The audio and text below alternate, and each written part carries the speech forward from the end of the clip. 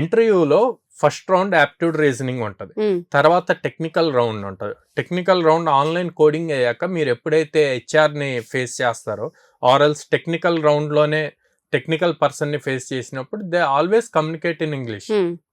మీరు తిరిగి చెప్పగలగాలి, మీరు ఏదైతే ఆన్సర్ చెప్పాలి అనుకుంటున్నారో దాన్ని చెప్పగలగాలి. ఎలా చెప్పాలి, వాళ్ళకి అర్థమయ్యే లెవెల్లో చెప్పాలి. దానికి మీరు అక్కడ ఈజ్ దగ్గర వాస్ పెట్టారా ఇవన్నీ చూడరు, మీరు ప్రాపర్గా అర్థమయ్యేలా చెప్పగలిగారా లేదా అన్నది ఇంపార్టెంట్.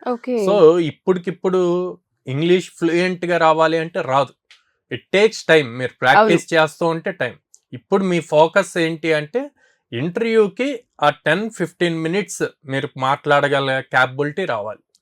సో దానికి ఎలా ప్రాక్టీస్ చేయాలి అన్నది ఇంపార్టెంట్. సో నేను చెప్పినట్టు ప్రాపర్ ప్రాక్టికల్ ఓరియంటెడ్ ఎక్కువగా ప్రాక్టీస్ చేయించే ఇన్స్టిట్యూట్స్ ఏమున్నాయి అన్నది చూసుకోండి, వాటిలో జాయిన్ అవ్వచ్చు. లేదా యాప్స్ ఉన్నాయి, ఆ యాప్స్ బేస్ చేసి నేర్చుకోవచ్చు.